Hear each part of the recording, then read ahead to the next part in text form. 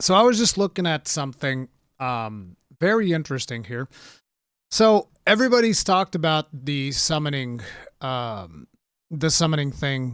that Nintendo did, which they've patented the summoning of characters. Now I've been told that by people that understand that it is very specific in the way that the summoning thing works and all of that stuff, that it only really works for the systems of Pokemon and all that stuff. To me, I think that the summoning patent is still bad simply because it stifles creativity, because you get to a point where, you know, you might have indie developers or maybe smaller AA developers, and they look at all these patents and they're like, well, fuck, what can I do? Can I make my character throw a ball, or is that illegal? What if my character throws a square? What if instead of an arc it does a zigzag? Is that acceptable, or is Nintendo going to sue people for doing that? Like maybe somebody throws lightning bolts and then a creature gets summoned by the lightning bolt. Is that acceptable? We don't know anymore. That's the problem, because nobody has all of these lawyers to be going through all of these patents, and nobody knows what is going to happen, right? So the situation with this one, this was another patent that was assigned to Nintendo. This is the smooth switching of writable characters or whatever it is, of writing objects, something along those lines. And I found it to be very interesting because if you look here, you see, okay, so your character is out in the world doing nothing, and then you can just like select a creature to summon. In this case, they're selecting a horse. Boop, you summon the horse. Horse shows up, and then you can go around in a horse. And then you can also summon a bird. So your character is doing nothing. You select the bird. You hit the bird, bloop, and your character is now riding on the bird. Then you can also jump into the air and summon the bird, all the same. So this is saying that, oh, this one can be done in the ground or in the air. Then you have another one here where you go into the water and you can press the A button and boop, a fish shows up so that you can just go do your thing. Cliff surface character. Boop, you hit a button and bam, a little sloth character shows up to help you climb along the cliff. So these are all like traversal states that they're patenting for these things. And this is very specifically about the smooth transition between these things. So like in here, you can swap from the bird to the horse, and boop, your character just kind of like drops on the horse. Now you're in a horse mount. Then you can do the opposite. You can drop from the bird into the fish. Now you're in the stream doing your thing. From the horse to the fish, etc. Horse to sloth, bird to sloth. And all of these are supposed to be like, you know, very smooth transitions, all of that stuff. And you can see the whole shenanigans here. Is boarding instruction given? Board selected character. Boom. Is it in air? In water? Damage process is button pressed. So basically they're outlining the flow chart of how things work whenever you are choosing each character, and all of this is getting patented. Now, the thing that I find tremendously hilarious is, number one, a lot of this is in Guild Wars, and it's like, look, I'll be real, I haven't read through the whole patent. I'm not a patent lawyer. Even if I read through the whole patent, I wouldn't know how this can get applied. But I find it interesting that they say here references cited as well as other publications. And in other publications that they cite for this, they talk about Ark Survival Evolved. And in here, I found one of the more interesting ones, Guild Wars 2. Guild Wars 2 is mentioned because Guild Wars 2 also has a very advanced mounting system for those of you that are not aware. So I don't know how this all affects like the patent and all of that stuff. I don't know if these are like exceptions. Oh, this is why we will not sue Guild Wars 2.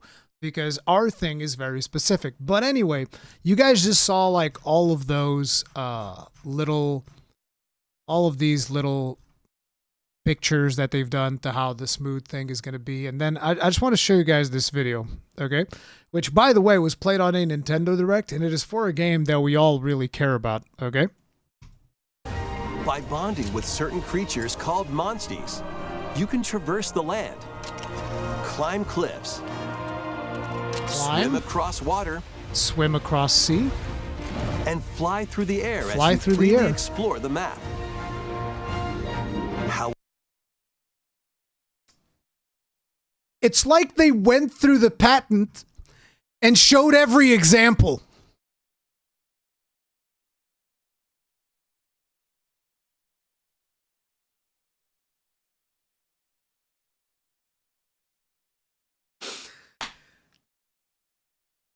Now, I'm not a lawyer. I don't even understand a lot of legal documents. I'm just a stupid YouTube gamer that knows nothing about this. But, Nintendo is not interested, at least I would imagine Nintendo is not interested in suing Capcom over this, because Nintendo are the ones announcing a lot of the promotion material for Monster Hunter Stories 3. But basically, when you look at shit like this, again, I just want you to think of it from an indie developer perspective, from a AA developer perspective that doesn't have the resources to figure out whether or not Nintendo's going to be upset at them if they happen to, want their character to summon a fucking horse. Maybe they're doing some, like, how about friggin' Torrent? How about Torrent in Elden Ring? It's pretty smooth. You're running, you press the button, pop, out comes Torrent. I'm just saying. Okay? By the way, if I'm not mistaken, this is the patent that they've used in the Palworld lawsuit. I think this is one of the patents that they use. I think this is one of the reasons why in Palworld you can no longer glide on pals. I think this is why. And I think this is a gross overreach. I think this is absolutely gross. I don't know how this is allowed. And I think it's funny that even the former Pokemon Company head lawyer says, yeah, those latest Nintendo patches are a bit much, aren't they? Even their former head lawyer is going like, yeah, that's a bit much, huh? And there was already another one, which was another lawyer here who says that this is a video game IP lawyer, said that this is an embarrassing failure of the U.S. patent system. This is disgusting. I think that you can make a lot of arguments in terms of how this will be applied and yada, yada, yada. And we can all talk about how, yeah, but they're going for this very specific thing. And it's like, yeah, do indie developers know that? Do they even know how to interpret a patent? Do AA developers even know how to interpret these patents, how to navigate this patent space? How do they ensure that they're not going to get sued into oblivion? Is it before they develop anything that relates to a mount or a summoning mechanic? Should they be emailing Nintendo? Hey, by the way, can we do this? Is this okay? Your patent document a little bit, broad, so we don't know if this is. Are you gonna murder us? Are you gonna send the ninjas after us if we summon a horse in our game? Like, no, bro. I think it's disgusting. I think it's absolutely disgusting. I don't think that Nintendo should be allowed to do this. And I say this as somebody that likes Nintendo games. And as somebody that likes the Switch a lot. I bought a lot of Switch games because they're one of the few companies that was still doing proper physical releases. And I say was because now they're giving us that Game Key cartridge garbage, right? But like, you're talking to somebody that loves some of the things that are only on Nintendo, like Xenoblade Chronicles. Absolutely love that series. Probably my favorite JRPGs. And, the Zelda series. And there's other Nintendo only things that have come out over the years that I'm a huge fan of. But still, like, bro, y'all need to stop. Like, just stop. Just chill. Just take a chill pill. Like, I don't friggin' know, bro. It's crazy.